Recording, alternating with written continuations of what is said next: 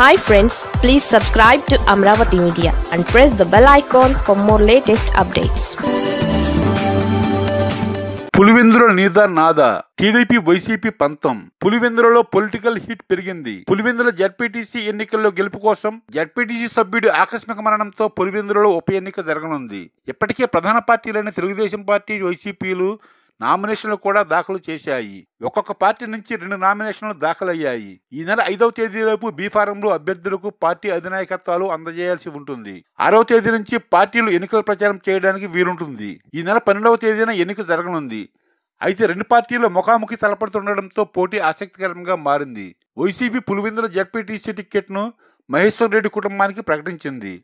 ప్రధానంగా మాజీ ముఖ్యమంత్రి, పార్టీ అధినేత జగన్ ఇలాకా కావడంతో పాటు సొంత నియోజకవర్గం కూడా అవడంతో ఈ ఎన్నిక రాజకీయంగా ప్రాధాన్యత సంతరించుకుంది. ఖచ్చితంగా తమ అభ్యర్థి గెలుస్తారని వైసీపీ ధీమాగా ఉంది.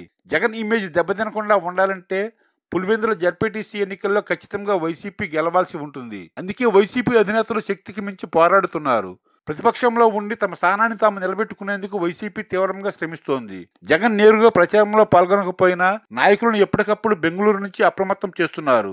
మరోవైపు అధికారంలో ఉన్న తెలుగుదేశం పార్టీ ఈ ఎన్నికల్లో గెలిచి జగన్పై మానసికంగా ఒత్తిడి తేవాలని తీవ్రంగా ప్రయత్నిస్తోంది. గతంలో కుప్పం నియోజకవర్గంలో తమ పార్టీని ఓడించి సంబరాలు చేసుకున్నట్లుగానే ఈసారి పులివెందులలో తమ సత్తా చూపాలని పసుపు పార్టీ నేతలు ప్రయత్నిస్తున్నారు. దీంతో అభ్యర్థిగా తెలుగుదేశం పార్టీ మాజీ ఎమ్మెల్సీ బీటెక్ రవి సతీమణి లతారెడ్డిని పోటీలోకి దించింది ఆ పార్టీ.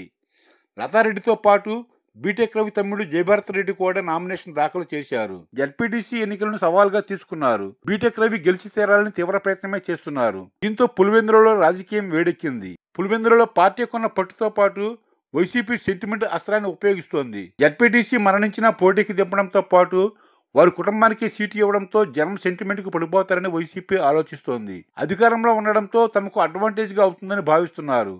అస్త్రశస్త్రాలను ఉపయోగిస్తున్నారు. ఎలాగైనా గెలిచి తీరాలని భావిస్తున్నారు. జగన్పై ఆధిపత్యాన్ని తెచ్చుకోవాలని, ఏపీ ప్రభుత్వంపై జగన్ చేసే విమర్శలు చక్కపెట్టాలనుకున్నా ఖచ్చితంగా గెలిచి తీరాల్సిన అవసరం ఉంది. అందుకే ఈ ఎన్నికల్లో టీడీపీ పైచేయి సాధించి జగన్పై కక్ష తీర్చుకోవాలనుకుంటుంది. దీంతో వైఎస్ జగన్ ప్రాతినిధ్యం వహిస్తున్న పులివెందుల నియోజకవర్గంలో 2 పార్టీలు ప్రతిష్టాత్మకంగా తీసుకోవడంతో ఏం జరుగుతుందన్నది రాష్ట్రం మొత్తం ఆసక్తిగా చూస్తోంది.